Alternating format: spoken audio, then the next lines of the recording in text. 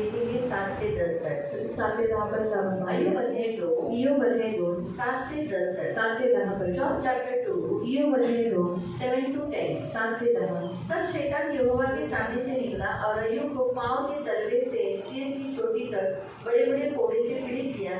तब अय्यूब खुजलाने के लिए किगरा लेकर राख पर बैठ गया। तब उसकी स्त्री उससे कहने लगी, क्या तू अभी खराई पर बना है? परमेश्वर की निंदा कर, चाहे मर जाए तो मर जा।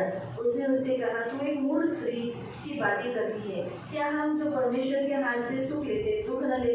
इन सब बातों में भी अय्यूब ने अपने मुँह से कोई पाप नहीं किया।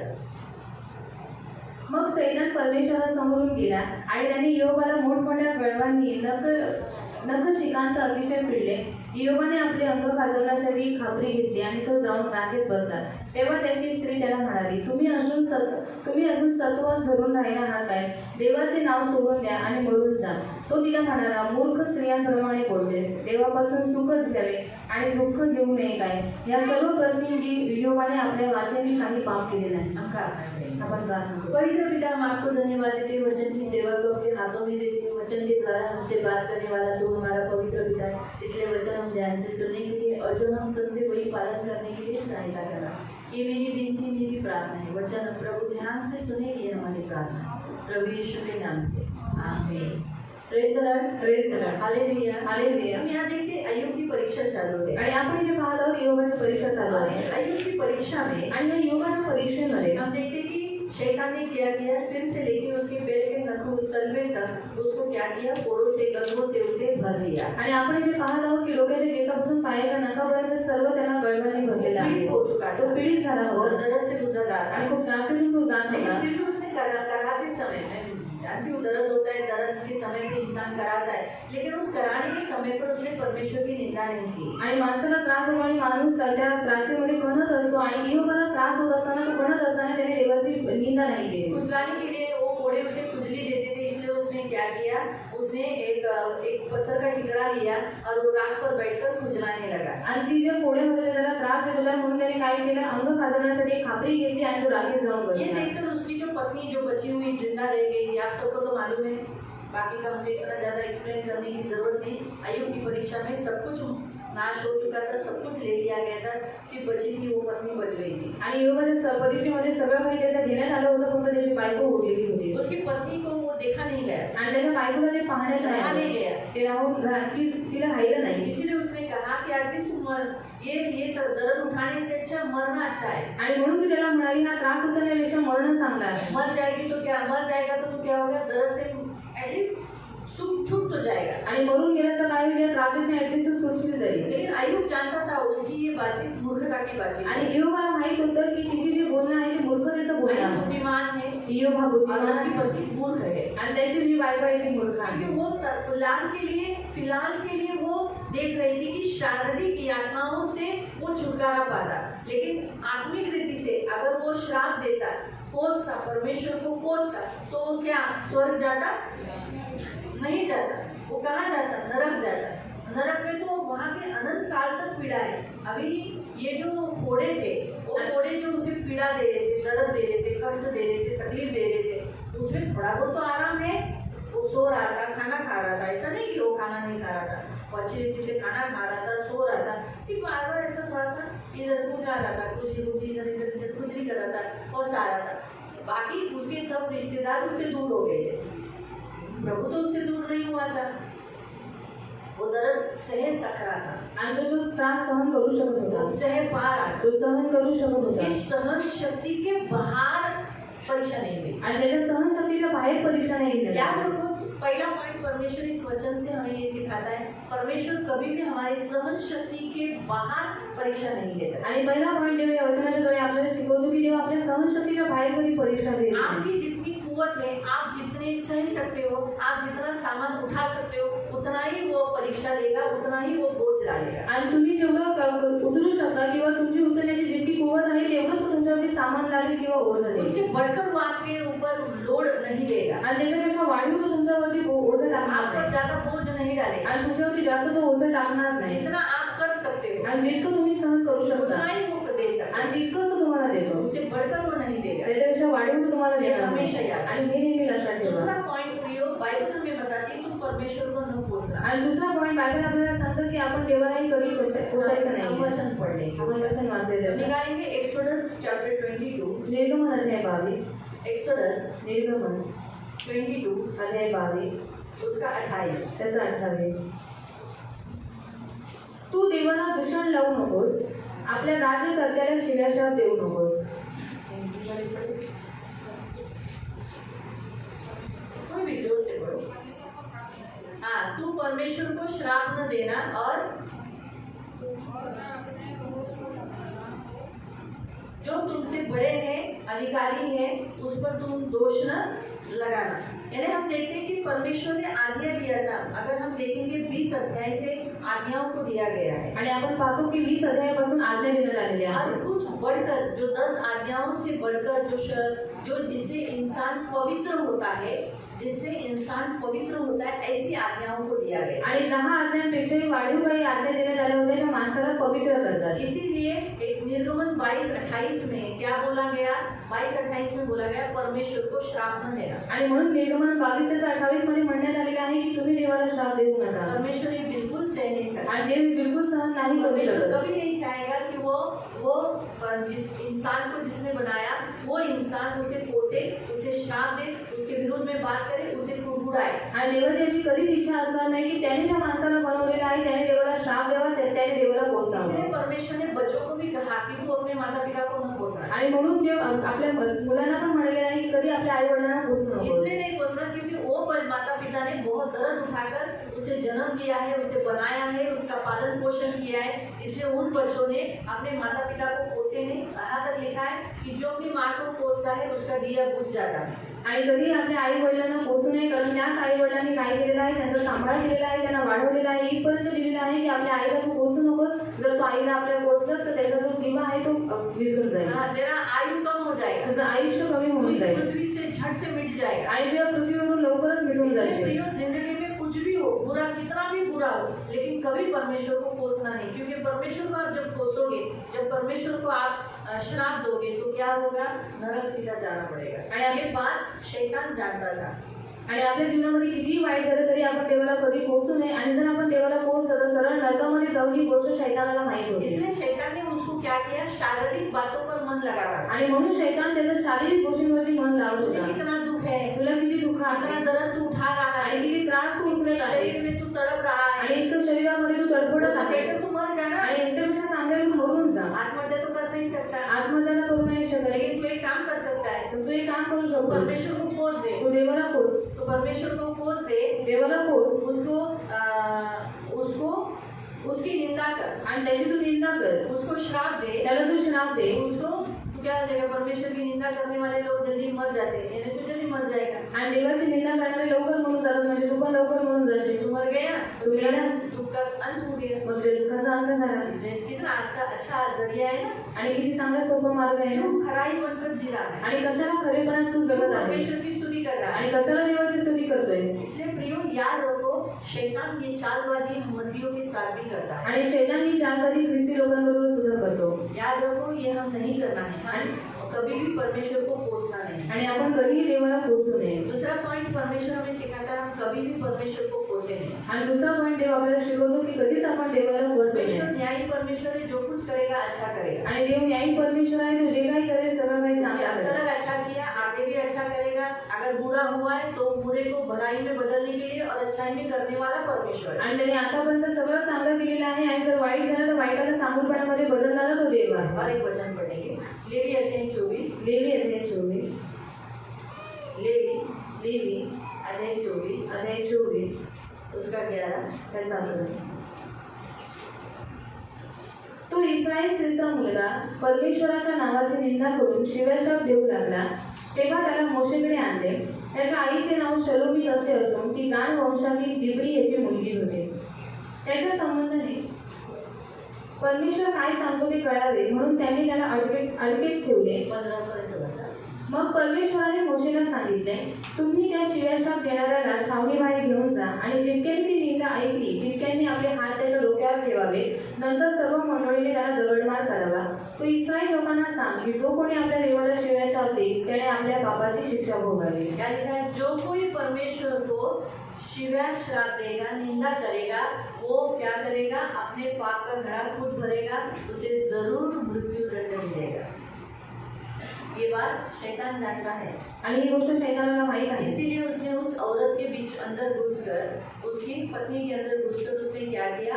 अय्यूब को भड़का रही थी कि परमेश्वर की निंदा करके तू मर जाए. आणि म्हणून तो त्या स्त्रीच्या आतमध्ये घुसला आणि ती योबाला भडकवत होती, तू काय कर, तू देवाची निंदा कर आणि तू मरून जा. परमेश्वर की निंदा करने वाले, परमेश्वर के विरुद्ध बात करने वालों को क्या है? मृत्यु, ये शिक्षा है. आणि देवाची निंदा करणाऱ्यांना आणि देवाच्या विरुद्ध बोलणाऱ्यांना मृत्यू ही शिक्षा आहे. नए करार में अगर आप प्रभु यीशु के बारे में पढ़ोगे तो प्रभु यीशु ने ऐसा किया, मनुष्य का सारा पाप क्षमा किया जाएगा, लेकिन जो कोई पवित्र आत्मा की निंदा करेगा ये पाप इस युग में क्या आने वाले युग में भी क्षमा न किया जाएगा. आणि नवीन करारामध्ये येशू ख्रिस्त म्हणलेलं आहे की सगळी पाप क्षमा होती, पण जो कोणी पवित्र आत्म्याची निंदा करतो त्याची पाप ह्या युगात काही येणाऱ्या युगात पण क्षमा होणार नाही. पवित्र आत्मा की अक्सर मसीह लोग कैसे निंदा करते हैं? आणि पवित्र आत्म्याची निंदा अक्सर ख्रिस्त लोक कशी करतात? पवित्र आत्मा ने क्या क्या दिया? पवित्र आत्म्याने काय काय कलीसिया दिलं? दी. मंडळी दिली. इसलिए जो कोई कलीसिया की निंदा करता है, कलीसिया के अगेंस्ट बात करता है, कलीसिया के विरोध में बात करता है, वो परमेश्वर की पवित्र आत्मा की निंदा करता है. आणि जो कोणी मंडळीच्या विरोधात बोलतो तो देवाच्या आत्म्याची निंदा करतो. पवित्र आत्मा ने बाइबल दिया, पवित्र आत्म्याने बायबल दिलं, वचन दिया. वचन जब दिलं. वचन में विरोध करते हैं, जेव्हा आपण वचनाचा विरोध क्या करतो ये ऐसा कोई होता है क्या? ऐसा कोई सिखाता है क्या? आणि असं कोणी शिकवतं का? ऐसा कुछ नहीं रहता है. असं काही ये नसतं. औरत कुछ भी फेंकती है, आणि स्त्री काही ये औरत बोलते कुछ भी बोलती है, आणि स्त्री काही बोलते ऐसा करके बोले मैं कुछ भी बोलती होगी, लेकिन वचन तो वचन है ना. आणि भले मी काही बोलत असेल पण वचन तर वचन आहे ना. एक तरफ से हम परमेश्वर की निंदा करते हैं, आणि एक वचन की तरफ- निंदा करते हैं. आपण देवाची आणि वचनाची निंदा तो करतो. इसलिए प्रियो याद रखो, परमेश्वर ने जुड़े नियम में ही कहा था कि जो कोई मेरी निंदा करेगा उसको मृत्यु दंड है. आणि जुन्या करारामध्ये देवाने पहिले सांगितलेले होते की जो कोणी माझी निंदा करेल तो मृत्यूच्या दंडनेचा पात्र आहे. पहिला राजा. पहिला राजा 21 अध्याय, अध्याय 21. फर्स्ट किंग पहिला राजा चैप्टर 21 अध्याय 21 10 और 13. 10 आणि 13.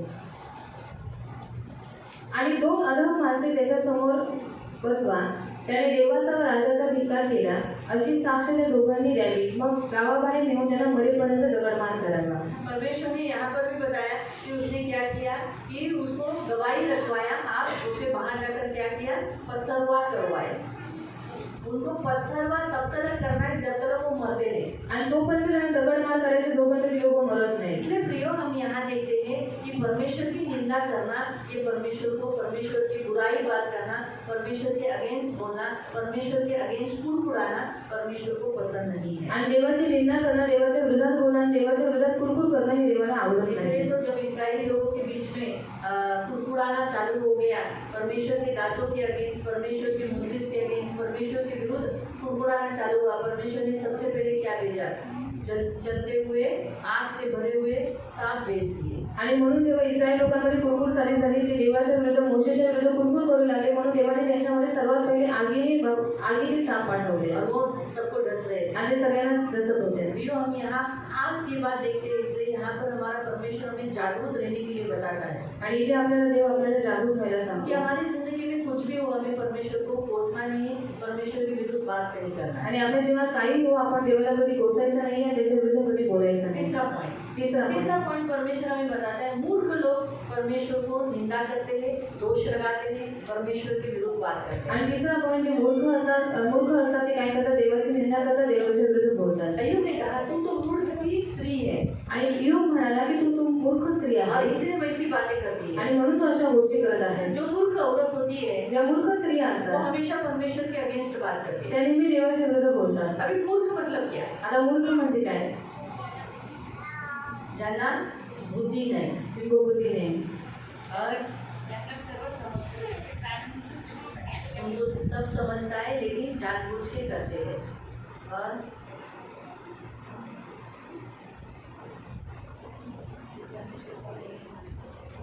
जो परमेश्वर का भय नहीं मानता वो गुरु है. आपके उत्तर एकदम करेक्ट है. मतलब आपको भी मालूम है मूर्ख मतलब कौन है? आणि तुम्हाला माहिती मूर्ख म्हणजे कोण? बाइबल में भी बताया गया है मूर्ख कौन है। बायबलमध्ये सांगण्यात आलेलं आहे मूर्ख म्हणजे कोण? पढ़ेंगे नीतिसूत्रे चैप्टर 9 अध्याय 9, नीति वचन नीतिसूत्रे अध्याय 9 अध्याय 9 और उसका 13 से। त्याचं 13 पासून.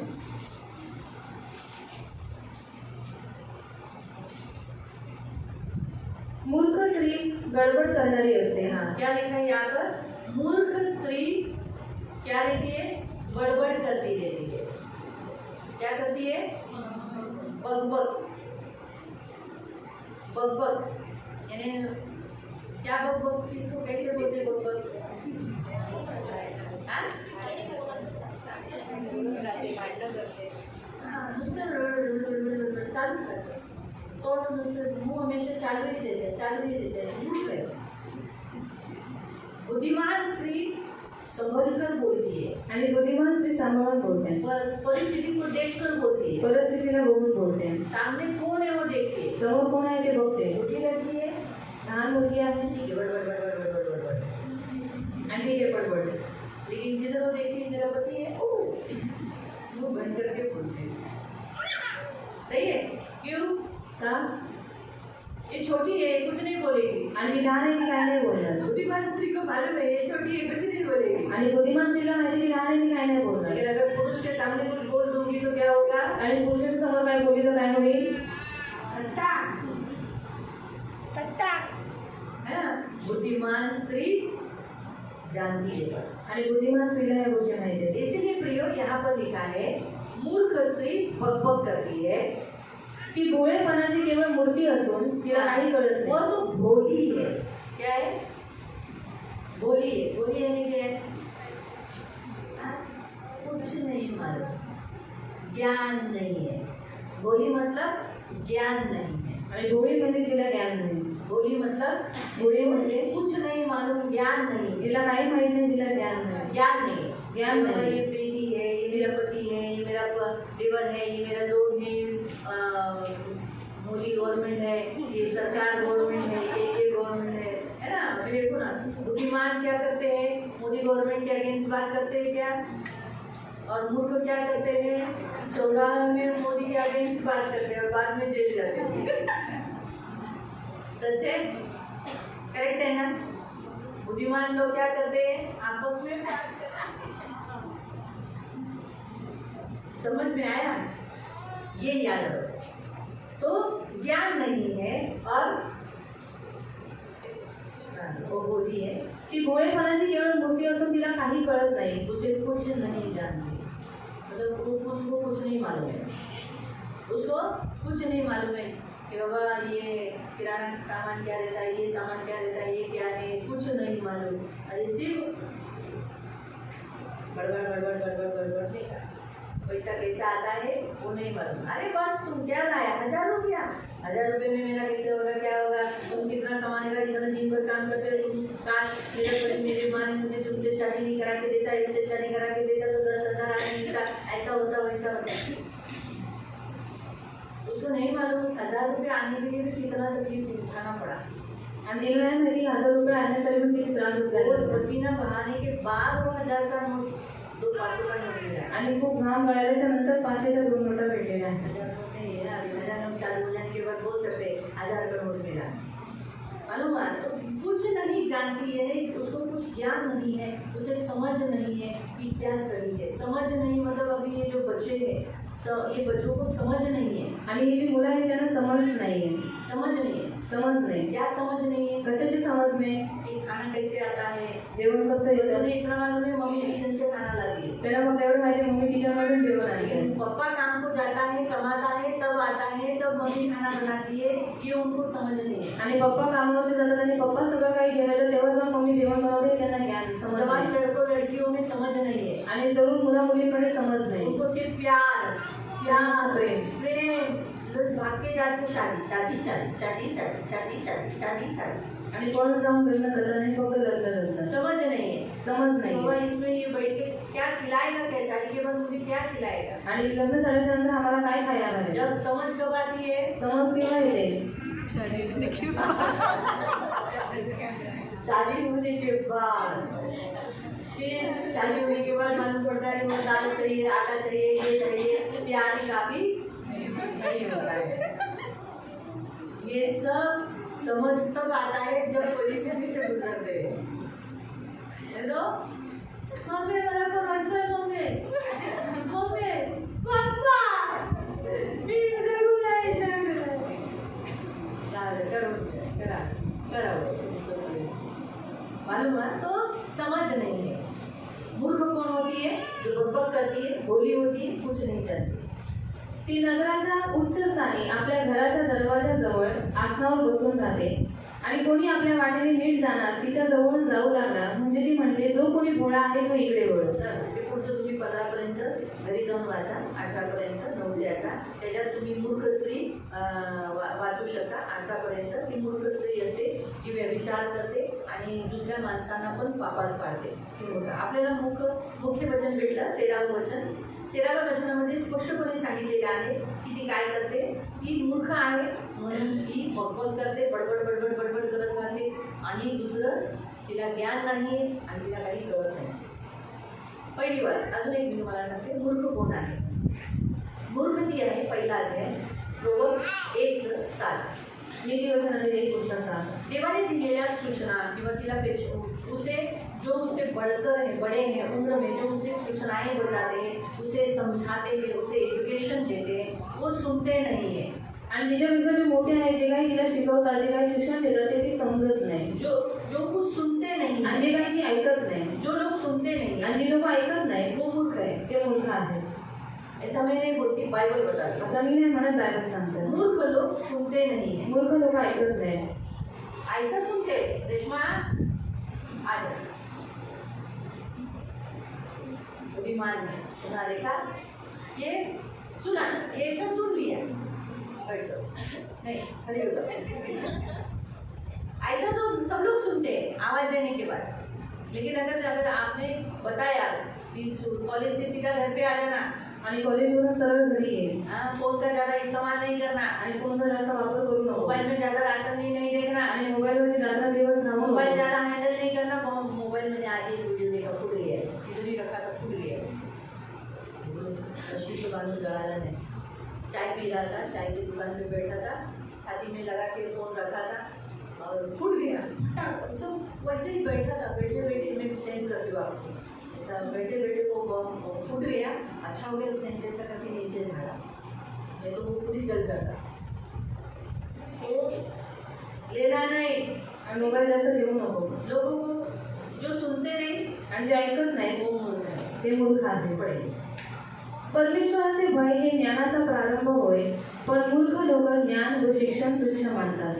ऐकत नाही. 7:11.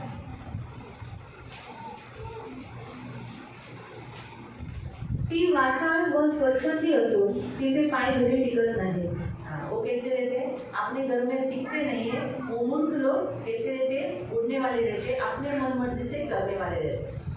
फिर आगे लिखा है मूर्ख लोग कैसे रहते हैं? अपने हाथ से घर तोड़ते हैं. आणि मूर्ख लोक कसे असतात? स्वतःच्या हाताने घर तोडतात. प्रोव्हर्ब्स 14 नीतिसूत्रे अध्याय 14 एक. तसे प्रोव्हर्ब्स नीतिवचन नीतिसूत्रे 14 उसका 1. तसे प्रत्येक सुज्ञ स्त्री आपले घर बांधते, हर एक बुद्धिमान स्त्री घर बनाती है, पण मूर्ख स्त्री आपल्या हाताने तो पाडून टाकते. लेकिन मूर्ख स्त्री क्या करती है? अपने हाथ से उसे गिरा देती है. क्या करती है? गिरा देती है. अभी अगर देखो, अभी ये जो कीबोर्ड में अगर नीचे फेंक दिया आणि हा जर आईवरून खाली पाडला क्या हो जाएगा? काय होऊन जाईल? उड़ जाएगा. तो तुटून जाईल. बराबर है. अगर मुझे बुद्धि है तो मैं इसे गिराऊंगी. आणि जर मला बुद्धी आहे तर मी याला पाडणार नाही. ये 96 में लिया था. आणि 96 मध्ये याला घेतलेलं आहे. इतना चुना है. इसकी 80 बार रिपेयर हो गया है. वो भी अभी उसका डिस्प्ले गया था, दिखता नहीं इसका डिस्प्ले. बस वो डिस्प्ले के लिए गए, लेकिन डिस्प्ले नहीं बनता है. संभाला गया ना. आणि त्याला सांभाळण्यात आलं. उसने कितना साल इस्तेमाल किया? किती वर्ष वापरण्यात आलं? 96 से. 1 साल मैंने प्रैक्टिस किया, उस पर ट्रेनिंग लिया बजाने का. आणि 1 वर्ष त्याच्यावर ट्रेनिंग घेतली वाजवण्याची. और 97 से ये इस्तेमाल हो रहा है. 97 पासून त्याचा वापर सेवा केला की. देवाच्या सेवेसाठी. 23 आणि 3 26 वर्ष आणि घेऊन किती वर्ष झाली 27 वर्ष. बुद्धिमान संभालती है आणि बुद्धिमान स्त्री सांभाळते मूर्ख गिरा देती है. आणि मूर्ख ते पाडून करते. मालूम ये हमेशा याद रखो. आणि हे नेहमी लक्षात ठेवा. बाइबल हमें बताती है बुद्धिमान स्त्री बांधती है, बनाती है, रखती है, संभालती है, लेकिन मूर्ख क्या करती है, गिरा देती है, तोड़फोड़ करती है, नासधूस करती है, खराब करती है. ये मूर्खता के लक्षण. आणि बुद्धिमान स्त्री बांधते, सांभाळून ठेवते, पण मूर्ख स्त्री काय करते, स्वतःच्या हाताने ते तोडून टाकते. तो इसलिए मूर्ख स्त्री हम नहीं बने, ये प्रभु की इच्छा है. आणि मूर्ख स्त्री आपण बनू नये, ही देवाची इच्छा प्रभु की आहे. इच्छा है कि हम बुद्धिमान स्त्री बने. आणि देवाची इच्छा आहे आपण बुद्धिमान स्त्री अय्यूब की बनावं. पत्नी मूर्ख थी, इयोबाची पत्नी मूर्ख होती, इसलिए शैतान ने उसका इस्तेमाल किया. म्हणून शैताने तिचा वापर केला. प्रभु नहीं चाहता कि शैतान हमारा इस्तेमाल करे. प्रभु चाहता है कि प्रभु हमारा इस्तेमाल करे. आणि देवाची इच्छा नाहीये की शैतानाने आपला वापर करावा, पण देवाची इच्छा आहे की देवाने आपला वापर करावा. एक प्रिस्किला जैसी स्त्री जैसे परमेश्वर का वचन बताने वाली, परमेश्वर को लोगों को उत्साहित करने वाली, लोगों को उत्साहित कर कर जो जिससे वचन नहीं मालूम उन्हें बाइबल लेकर समझाने वाली ऐसी होनी चाहिए. ऐसे आप बनो प्रभु के लिए, प्रभु के लिए. वो पुरुषों को बता रही थी. प्रिस्किला किसे बता रही थी, पुरुषों को. आणि प्रिस्किला कोणाला सांगत होती, पुरुषांना. उन्हें बता रही थी. त्याला ती सांगत होते.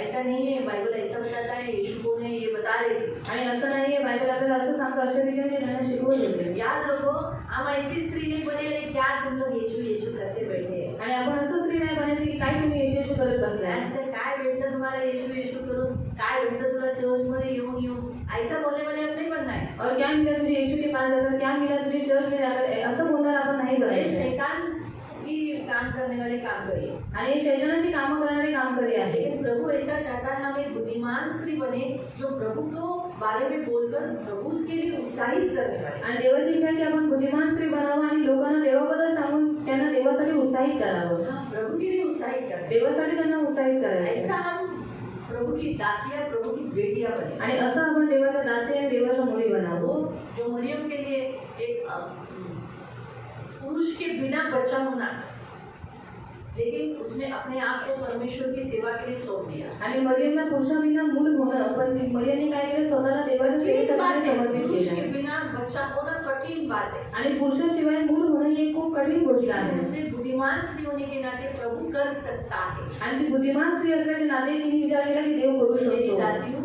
मी तुझी दासी आहे, इसलिए प्रभु की सेवा के लिए पात्र बन गई. म्हणून देवाच्या सेवेसाठी ती पात्रतेची झाली. तो वैसे आज प्रभु हमसे ये कहता है कि हम मूर्ख स्त्री न बने, आणि आपण मूर्ख स्त्री बनू नये, जो प्रभु को दोष लगाए. देवाला दोष लावते. चलते दुख की परिस्थिति में, घड़ी में हम परमेश्वर पर दोष लगाकर परमेश्वर से दूर हो जाए या किसी और को दूर करे या नाश करे, ऐसा ना हो. आणि जीवनात चाललेल्या परिस्थितीमध्ये देवाला दोष लावून देवापासून लांब होते किंवा दुसऱ्यांना ती काम करते, असं आपण मूर्ख बनू नये. मैं जानती हूँ जो जिस परिस्थिति से जाता है उसी को मालूम रहता है वो दुख क्या रहता है. आणि जो ज्या परिस्थितीतून जात असतो त्याला ते माहीत असतं त्याचं दुःख ते काय कितना आहे, दुख रहता है. किती दुःख असतं. मेरी बहन ने भी मुझे ऐसे बोला था कि रीढ़ की हड्डियाँ बहुत दर्द होती, मैं सुसाइड करती हूँ, ऊपर से जंप कर देती. म्हटलं असं करू नको. बोली सहन नाही होत वो तुम जंप करते. म्हटलं अगं मी इथं नरकाला भयंकर यातना आहे, त्यापेक्षा न्याय यातना तरी तू तडफडून का असे ना सहन तर करतेस, नरकाची यातना कशी सहन करशील. अजिबात करू नको, तू डोळे बंद कर, मी प्रार्थना करते. मतलब कहने का उद्देश्य कि शैतान कैसे मन में डालता है अक्सर लोगों के मन में कि ये जो दुख तेरे जीवन में है, ये जो दर्द तेरे जीवन में है, उससे बेटर तू मर जाए आणि सुखाने से बेटर है. आणि शैतान मरना एक सॉल्यूशन है नहीं, मरना ये सॉल्यूशन नहीं है. सॉल्यूशन मतलब उत्तर या पर्याय, निष्कर्ष, समाधान. समस्या का थैंक यू, समस्या का समाधान है ना. इसीलिए लोग सुसाइड करते हैं. आणि म्हणून लोक उनको आत्महत्या ऐसा करतात. लगता है मर गया सारा झंझट मिट गया. आणि त्यांना असं वाटतं मेलं म्हणजे सगळं काही मिळून अयुब गेलं. मर गया, अयुब की बीवी को लगता कि सब मिट गया, इसका दुख मिट गया. आणि योग मेला असं तर योगाच्या बायकोला असं वाटतं की तो मेल्याच्या नंतर सगळं काही त्याचं दुःख मिळून अयुब को जाईल. ऐसा लगता है, अगर सोचो अच्छा हो गया, अयुब को ऐसा नहीं लगा. अयुब को ऐसा लगता है कि अच्छा हो गया, मैं मर जाएगा तो मेरा दुख मिट गया. आणि योगाला जर असं वाटलं असतं की जर मी मेलो तर माझं सगळं काही दुःख मिटून जाईल. दुख नहीं मिटता. आणि दुःख मिटलं कभी भी नसतं, नाही. कधीच नाही. क्यों? का? क्योंकि उसकी बाद ही लाइफ है। आणि त्याच्यानंतरचं जीवन आहे सच पूछो ये जो लाइफ है हमारा एक टाइम में लिमिट दिया हुआ है, आणि या जीवनाला देवाने एक लिमिट दिलेलं आहे लेकिन इसके बाद ओरिजिनल लाइफ है। पण याच्यानंतर खरं जीवन आहे वो ओरिजिनल लाइफ में हमको कहाँ जाना है वो हमारे हाथों में, हम कौन सा भाग चुनते हैं। आणि त्या खऱ्या जीवनामध्ये आपल्याला कोणता भाग निवडतो हे आपल्यावरती आहे इसलिए कितना भी दुख आए तो, पण किती दुःख येऊ कोई द्या भी परिस्थिति होने दो, कोणतीही परिस्थिती होऊ द्या हमें क्या करना है, आपल्याला काय करायचं हमें मृत्यु ये पर्याय नहीं चुनना है। आणि मृत्यू या पर्यायाला नाही निवडायचं मूर्ख स्त्री का पर्याय रहता है परमेश्वर को कोसना, परमेश्वर के अगेंस्ट बात करना और परमेश्वर से दूर हो जाना। आणि मूर्ख स्त्रीचा तो पर्याय आहे की देवाला दोष देत राहणं त्याची निंदा करत राहणं आणि देवापासून दूर होणं मूर्ख स्त्री का जबान के ऊपर ताबा नहीं रहता है। सारखे आता मगाशी जाऊन आले तरी पण पुन्हा जायला लागले, दोघं जण गेले, आताच जाऊन आले ना। नीति वचन 15 का 2। सुज्ञाचे जीवन सुज्ञांवरते हाँ, बुद्धिमान क्या करती है तो अपनी जबान से क्या बोलती है, ज्ञान देती है, मूर्खाच्या मुखातून मूर्खता बाहेर पडते लेकिन उसके मुंह से क्या निकलेगा, मूर्खता की बातें निकलेगी, उसका काबू नहीं रहेगा, जबान पे कंट्रोल नहीं रहेगा, मालूम हुआ। इसीलिए ये मूर्खता के चिन्ह है। मूर्ख व्यक्ति को सहज रीति से गुस्सा आ सकता है। आणि मूर्ख व्यक्तीला सहजरित्या राग येऊ शकतो समुपदेशक 7 का 9। उपदेशक अध्याय 7 त्याचा 9 समुपदेशक उपदेशक 7 का 9। 7चा 9 मन उतावळे होऊ देऊन रागू नकोस कारण राग मूर्खाच्या हृदयात बसतो क्या लिखा है, गुस्सा किस में होता है, फिर से पढ़ो, अभी देखो, बेफिजूल में हम गुस्सा नहीं करते। बेफिजूल में गुस्सा करना और गुस्सा करना, अभी जैसे सोचो उदाहरण के तौर पर इसने बाइबल फाड़ा तो मैं गुस्सा करूंगी ना, करना जायज़ है, डांटना ये करना, लेकिन उसकी बेइज्जती नहीं करूँगी, उसकी औकात नहीं करना, उसको गाली नहीं दूँगी। कहा तुम्हारा नहीं, गाली बीली दे के गुस्सा नहीं करना है, गाली बीली नहीं दूंगी, सिर्फ डांटूंगी, तू बच्चे ने ऐसा नहीं क्यों किया, मैं तो उसकी माँ के समान हूँ, आदमी मामी हूँ, थोड़ा चाहिए तो काटे से भी मारूंगी, रंग मेरा ये गलत बड़ा पाप किया करते, गलती किया करते, गुस्सा आएगा, लेकिन बारंबार उस पर गुस्सा करूंगी, उठ टेकड़ा मारा का होती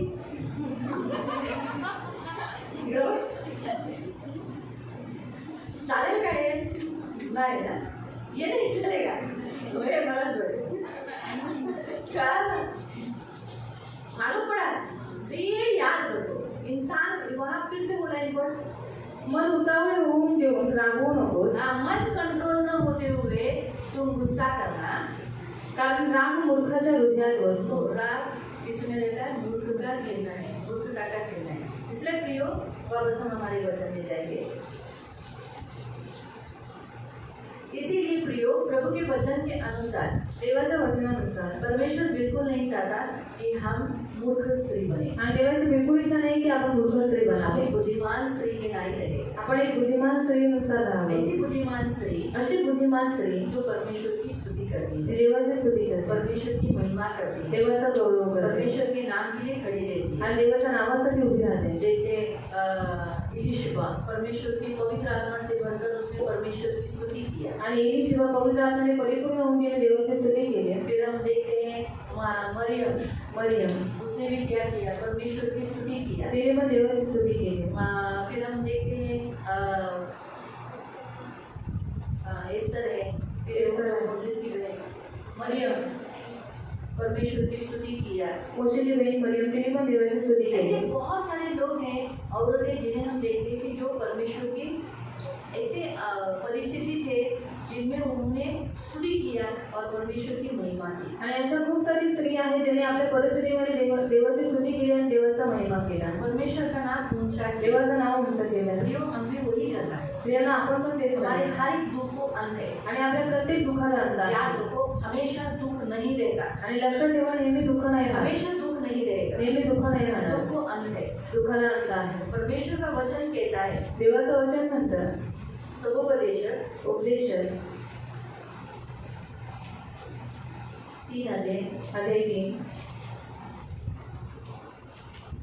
और उसका 1 से पढ़ना। सर्वांचा काही उचित काळ म्हणून असतो भूतलावरील प्रत्येक कार्याला समय असतो. हर एक आकाश के नीचे हर एक टाइम में सब एक टाइम भी है, पीरियड रखा है. ऐसा नहीं कि आप आखिरी सांस तभी दुखी रहो. प्रभु की स्तुति हो. उस औरत का सुनकर अय्यूब ने परमेश्वर को कोसा नहीं. आणि देवाची स्तुती होती त्या स्त्रीचं ऐकून योबाने देवाला पोचला नाही. आखिर तक दुख रहा क्या? शेवटपर्यंत दुःख राहिलं का? उसका दुख बदल गया. त्याचं दुःख बदललं वो ना. भी कितना आशीष मिला उसको. ते पण किती आशीर्वाद त्याला भेटला. हमेशा याद रहो, नेहमी लक्षात ठेवा. हमेशा दुख नहीं रहेगा. नेहमी दुःख नाही इसने राहणार. वहां पर दिया है. म्हणजे तो लिहिलेलं आहे जन्म समय व मृत्यू समय. यहाँ पर ये केस है, पहला जन्म दिया बाद में मरण, क्योंकि ये विधि है इस पृथ्वी पर, नियम है. जन्म होगा, पहले मरना फिर जन्म, ऐसा है क्या? नहीं ना. पहले जन्म होगा फिर मरना. हाँ. रोपण्याचा समय व रोपलेली उपटण्याचा समय असतो. बोने का समय, फिर वहाँ पर उस बोए हुए को उखाड़ने का समय. अभी उखाड़ेंगे नहीं, जब बोएंगे नहीं तो उगेगा नहीं तो उखाड़ नहीं सकते. इसलिए बोने का समय फिर उखाड़ने का समय. वधण्याचा समय व बरे करण्याचा समय.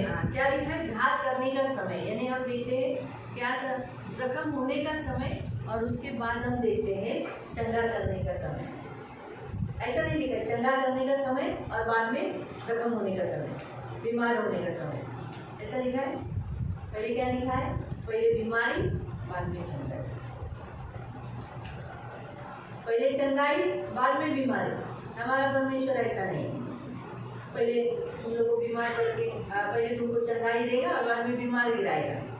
बहुत लोग कभी कभी ऐसा बोल देते हैं कि प्रभु ने मुझे बीमार कर दिया. नहीं, प्रभु कभी बीमार नहीं करता. आणि देव कधीच लोक आजारी पाडत नाही. कई कई लोगों का बोलने का जो तरीका रहता है मूर्खता के जैसा रहता है.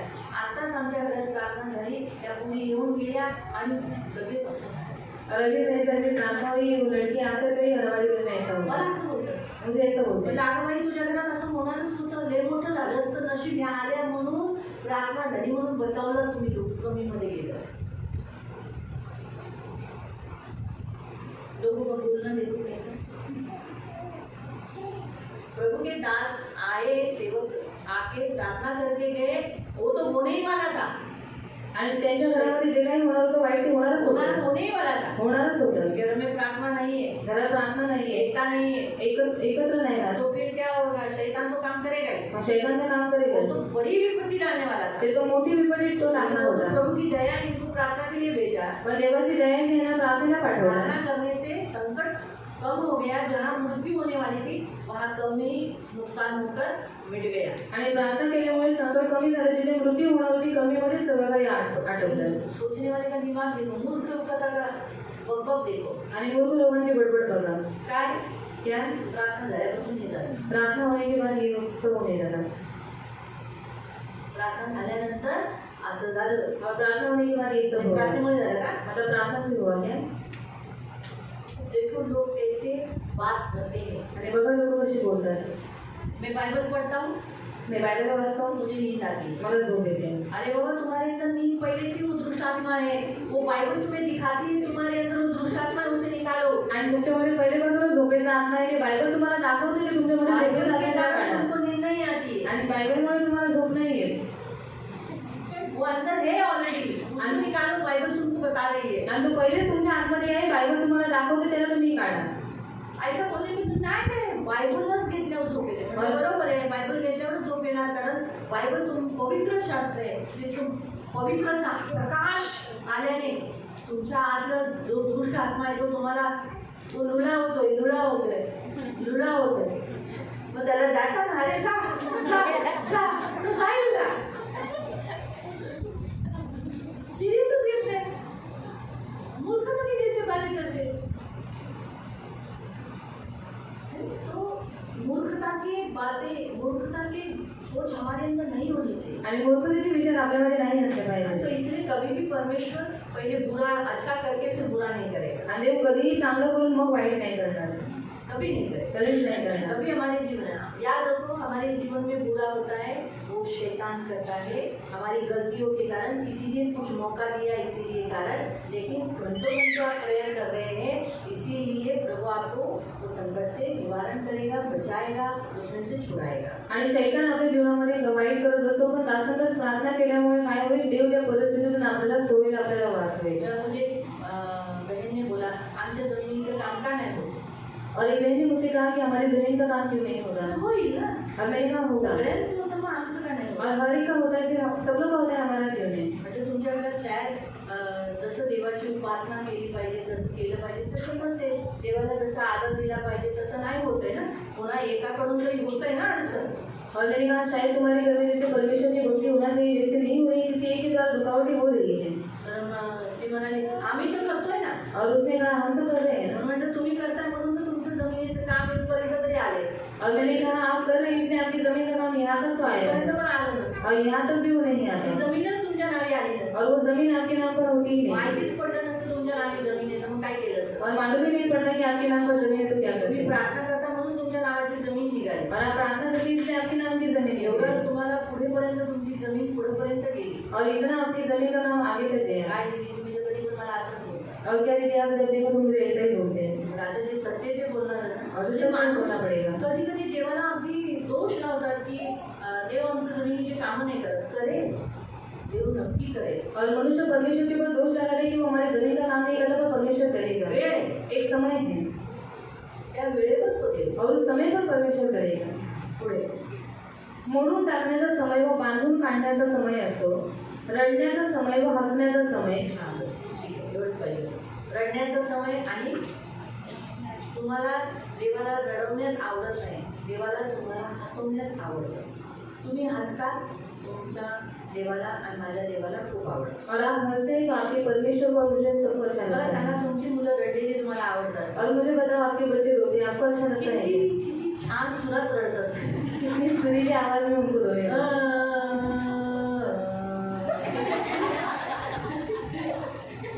मी कळते का त्या मुलाला ओरडले ए केसा होत आहे तर त्याने सूर चेंज केला. तर मला तो डिस्टर्ब होत होता. मी दुसऱ्या दिवशी ऐकलं हा वेगळा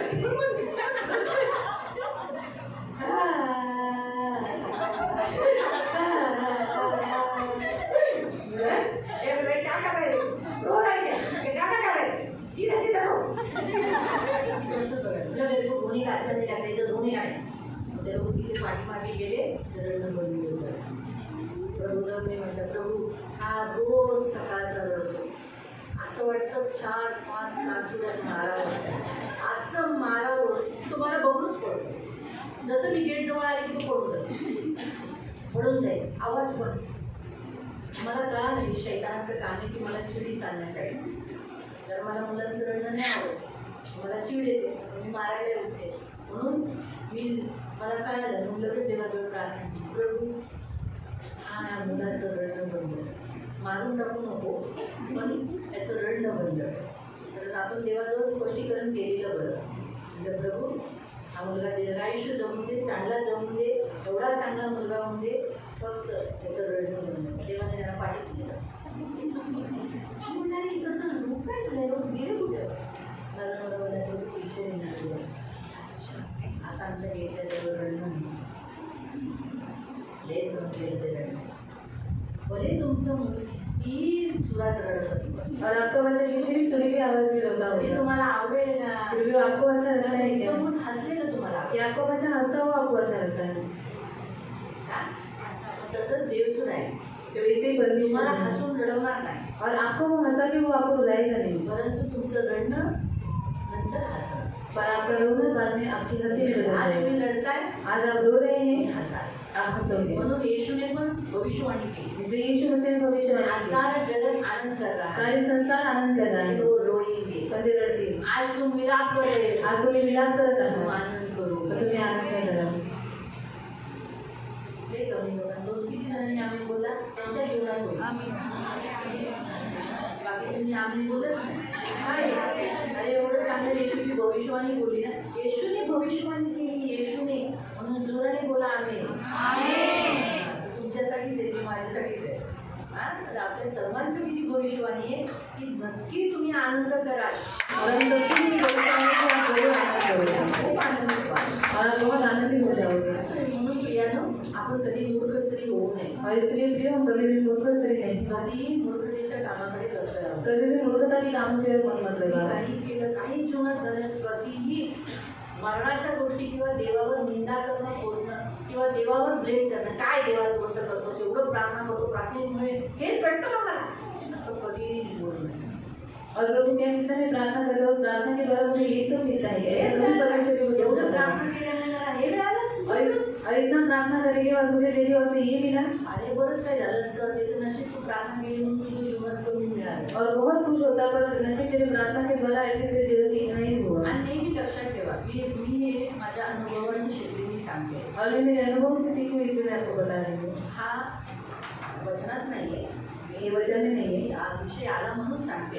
और ये विषय है इसलिए मैं आपको बता रही हूँ. खूप प्रार्थना करणाऱ्या लोकांचं मी सांगते. बहुत. तुम्ही जे जेवढे जण घरात जास्त प्रार्थना करता, और आप सब लोग जो बहुत प्रार्थना करते हैं, त्यांच्या जीवनात जेव्हा काही झालं, त्यांच्या मुलाकडून, मुलीकडून, नवऱ्याकडून, सासूकडून, सासऱ्याकडून किंवा तुमच्याकडे जे काही सदस्य आहेत, भाऊ आहे, दादा आहे, वडील आहे, कोण तुमचे जे नाते, त्यांच्याकडून काही होत असेल ना घरात, तर समजायचं कुणाच्या तरी घरात तसं होत आहे आणि देव तुम्हाला प्रार्थना करण्यासाठी तुम्हाला सांगतो. और आपके बच्चों के द्वारा, आपके घर के किसी भी सदस्य के द्वारा आपके घर में कुछ हो रहा है तो समझ आए किसी के घर में ऐसा हो रहा है तो परमेश्वर आपको बता रहा है कि आप उसके लिए प्रार्थना तुम्हाला करें. कसं दिसतंय और आपको कैसे दिखाई दे रही है, कैसे दिख रहा है, की माझ्याशी भांडली, और ये मेरे साथ झगड़ा कर रही है और गुस्से से बात कर रही है, आता कसं वाटतंय, और अभी मुझे कैसा लग रहा है, अच्छा नहीं लग रहा. तसं कुणाच्या तरी घरात कसं होतंय, तो वैसे ही किसी के घर में ऐसा हो रहा खूप है जणांच्या पण घरात होत और बहुत सारे लोगों के घर में ऐसा हो रहा है. आपल्याला आपण प्रार्थना करणारे आहोत ना, और हम प्रार्थना करने वाले योद्धा म्हणून हैं. देव आपल्याला सांगत असतो, बघ तुला नाही आवडलं तसं दुखलं, तुझं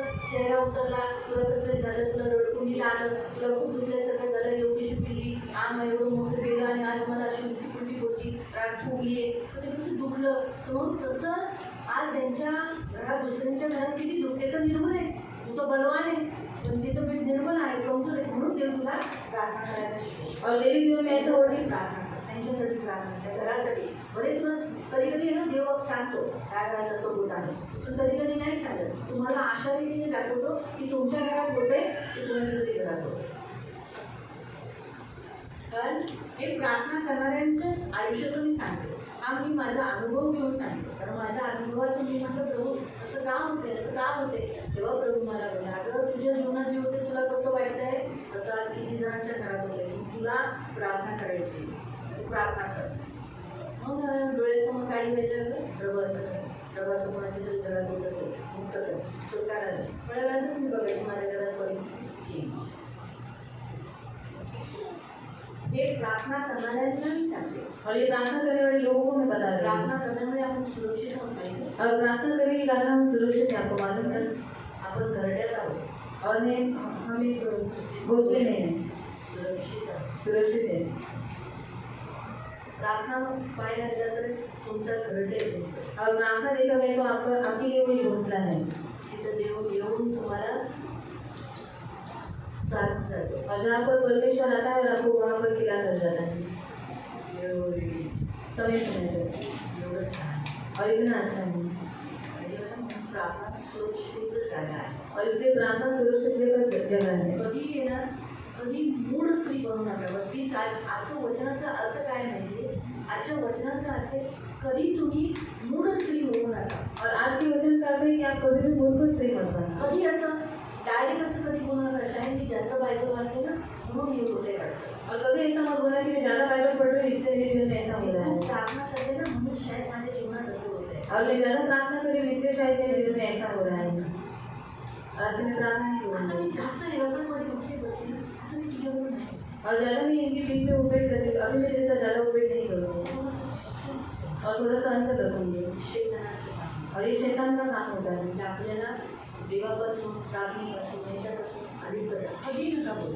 और कभी भी ऐसा मत बोलो. तुम्ही किती बायबल वाचा, किती प्रार्थना कराल, ख्रिस्ती लोकांशी उपवास कराल, संगती कराल, मेलमिलाप कराल, त्याने अजून छान आहे, खूप छान आहे. त्याच्याने कधीही शैतान तुमच्या जीवनात वाईट करणार नाही. वाईट का होतं, जे प्रार्थना करणाऱ्यांच्या जीवनामध्ये, सिद्ध व्यक्तींच्या जीवनामध्ये, नीतिमान व्यक्तींच्या जीवनात परीक्षा असते. परीक्षा अब प्रार्थना करने वाले लोगों के जीवन में सिद्ध लोग जो है उनके जीवन में वो परीक्षा होती है, परीक्षेची घडी वो परीक्षा की घड़ी होती आणि है थोडी वेळच असते. और वो थोड़े समय के लिए होती है कारण देवाला माहिती आहे क्योंकि परमेश्वर को मालूम है कुरकुरणार नाही. और ये कुड़कुड़ाएगा ना कधी नाही म्हणणार अरे मी एक तास एवढं विनाकारांचं बायबल वाचलं म्हणून माझ्या डोक्यात दुखायला लागलं. असं आपण कधीच नाही म्हणणार. असं डोकं दुखायला लागलं तर बायबल वाचून झाल्यानंतर नाही होणार ना. काय म्हणेल शाळेत मला चष्मा लागल्याबद्दल आजकाल वाचताना थोडंसं नाही मी सांगते होतं ना बऱ्याच जणांना बायबल वाचताना कंटिन्युअसली 1 तास वाचल्यानंतर डोळे दुखतात, डोकं दुखायला लागतं. त्यांनी ते देवावर नाही अरे बाबे मी 1 तास वाचते ना म्हणूनच माझे डोळे दुखतात, म्हणूनच मला चष्मा लागला, म्हणूनच मला चष्मा लागला. काही जणांची सोच कशी असते मी बायबल वाचते म्हणून चष्मा लागला. और कुछ लोगों की मानसिकता ऐसी होती है कि मैंने बाइबल पढ़ा इससे मुझे चश्मा मूर्ख लगा. स्त्री बनू नका. और मूर्ख स्त्री मत बनना. तुम्हाला कळालं का? आपको समझ में आया था? आपण जेवढे बारीक अक्षर शब्द वाचू तेवढं आपल्यासाठी चांगलं. और जितना हम छोटा अक्षर पढ़ेंगे उतना हमारे लिए अच्छा मला है. तो चष्मा आहे. और मुझे भी चश्मा है. मला पण चष्मा आहे. जेव्हा माझी शुगर वाढते, मला पण शुगर आहे, कधी कधी हल्लीशी वाढली की मग मी चष्मा घेऊन अशी लावून बघते, नाहीतर मग मी मोस्टली नाही लावत चष्मा. मी कोशिश करते की छोटं अक्षर का असेना पण वेदीवर असंच वाचावं नाही म्हणून मी ते बायबल घेते. मोठं मोठं टवालं अक्षर आहे दाण्यासारखं मोठं मोठं अंधारात सुद्धा असं चमकत राहतं मग ते बघून वाचू शकतो. कारण दुपारी आमच्या बेडरूमला थोडासा अंधार केला जातो, प्रश्न टाकलेला असतो, मग त्याच्यात वाचायचं असतं. मी खास हे घेऊन जाते, ते नाही घेऊन जाते, हे घेऊन जाते, त्या अंधारात मी वाचते. जैसे भूतकाल में इनका और पतली के समय जल का पड़ना वैसे ही मूर्ख की महिमा वचन में देता है वैसे ही मूर्ख की महिमा होना है ना. काय तुम्हाला म्हणून कधी मूढ स्त्री होऊ नका. और इसलिए कभी भी मूर्ख स्त्री मत बनना. असा सांगण्याचा उद्देश. और आज का बताने का उद्देश्य है देवाकडे सगळं आहे, परमेश्वर के पास सब कुछ है सगळंच आहे. और परमेश्वर सब कुछ अच्छा ही करेगा. त्याचा कधी वाईट नाही करायचं. और परमेश्वर आपको कभी भी बुरा नहीं करेगा त्याच्यात वाईट नाहीच आहे. क्योंकि उसके अंदर बुराई है ही नहीं चांगलं आहे. और वो अच्छा करने वाला परमेश्वर है. हालेलुया. अरे करूया प्रार्थना. करिए प्रार्थना. डोळे बंद. आपको बंद करिए. पवित्र पवित्र करुणामय प्रेमी पिता प्रभु यीशु के नाम से प्रभु हम आपके सामने आते मेरे जीवन देने वाले उदाहरण पवित्र पिता, शांति देने वाले उदाहरण पवित्र पिता, आज के इस वचन के अनुसार हम सारी स्त्रियों को कभी मूढ़ स्त्री बनने नहीं देना, बुद्धिमान स्त्री बनकर प्रभु अपना घर बनाने के लिए प्रभु तुम इन सबको सहायता करना, इनकी सुधी लेना, इनकी रक्षा करना, आंखों की पुतली के समान संभाल लेना, दुष्ट से बचाए रखना, सदा आनंदित रखना, हर एक पाप से, बुराई से, दुष्टाई से दूर रखना, सदा अपने मगन देने के लिए सहायता करना, इनकी सुधी लेना, इनकी रक्षा करना, प्रभु इनको धन मान सम्मान से, दीर्घायु से दूर रखना, सदा आनंदित रहने के लिए सहायता करना, इनके मनोरथों को पूरा करना और इनके वैवाहिक कौटुंबिक जीवन में शांति देना. प्रभु ये बुद्धिमान स्त्री है, बुद्धिमान स्त्री यीशु को पकड़ती है और वो कभी नहीं छोड़ती. जिंदगी में कुछ भी हो वो यीशु का हाथ लेके लेके लेके चल के प्रभु पवित्र पिता बुद्धिमान स्त्री स्वर्ग तक पहुँचती है. धन्यवाद देते. बाइबल में ऐसी बहुत सारी बुद्धिमान स्त्रियाँ जो आपके पीछे पीछे चली, यहाँ तक कि क्रूस तक चली, कब्र तक गई और प्रभु जिलाए जाने के बाद स्वर्ग में उठाए जाने के समय पर भी आपके साथ थे और आज वो स्वर्ग में है. मैं धन्यवाद देती हूँ. हमें भी वही करना है. धन्यवाद देती हूँ. इन सभी को यीशु के नाम से कर दो. आपका दास होने के नाते इन्हें आशीषित करो और आपके पंखों में सुरक्षित रहने की प्रार्थना करो. सारा आदर, सारी महिमा, सारी प्रशंसा, सारा गौरव में आपको देंगे. प्रभु यीशु के नाम से प्रार्थना करते हैं. आमीन. सगळ्यांना